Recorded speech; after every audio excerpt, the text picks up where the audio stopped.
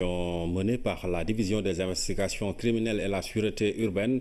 Il s'agit des bandes dirigées par les nommés Abba Diédhiou, présumé assassin de l'étudiant marocain, et Thialé, le meneur des braquages de banques, et Point Wari. C'est un reportage signé Philomène Constance Diagne. Meurtre, vol à main armée, association et recel de malfaiteurs, détention de chanvre indien. Voici les chefs d'inculpation dont sont accusées ces 9 personnes arrêtées par la division des investigations criminelles.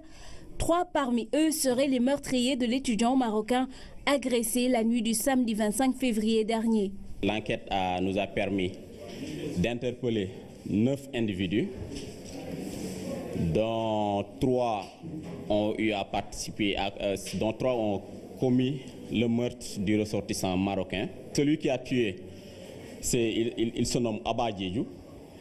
Il était en compagnie d'Abdoulaye Ndiaye, alias Laïsane, et d'Ibrahim Sissoko, alias Baba Diola. Des perquisitions à leur domicile ont permis la saisie d'armes blanches et le gros du butin empoché par les agresseurs. On a eu 2 machettes, un couteau John Rambo, dont l'arme qui a été utilisée pour commettre le meurtre, 2 cornes, 8 téléphones portables,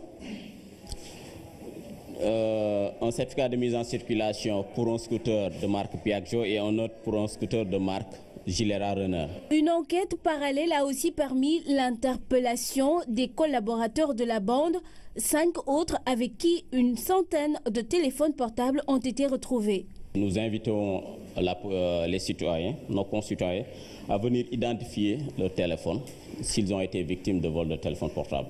Autre investigation diligentée cette fois par la sûreté urbaine, celle portée sur la bande dite à Thialé. Beaucoup de banques et Point Wari ont subi leur passage. 8 personnes ont été effectivement interpellées pour les motifs d'évasion, association de malfaiteurs, vol avec violence commis en réunion, avec usage de moyens roulants, détention illégale d'armes blanches et d'armes à feu, tentative de meurtre sur des agents de la force publique, recel de malfaiteurs. La police rassure les populations, des contrôles réguliers et patrouilles de sécurisation vont se poursuivre pour leur quiétude. Mais c'est pour rappeler et apaiser les populations, pour leur dire que la police ne ménage toujours accomplir cette mission. On sait que c'est à l'origine des agresseurs,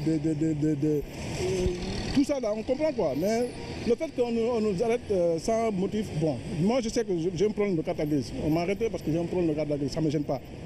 C'est normal, je trouve que c'est normal. Non, contrôle, c'est normal. Je suis pour le contrôle. Il y a trop d'agresseurs ces derniers jours et souvent ils utilisent les 2 roues.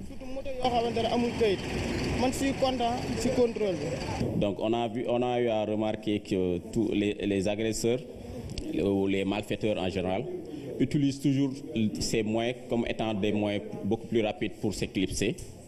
Donc et on a constaté que aussi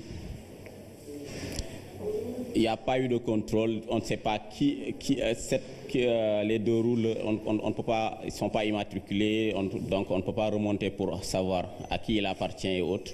Ces bandes opéraient dans les quartiers de Fass, Liberté 6, Castor et dans les environs de la VDN. Le travail continue, la police veille au grain et gare aux bandes qui réapparaîtront.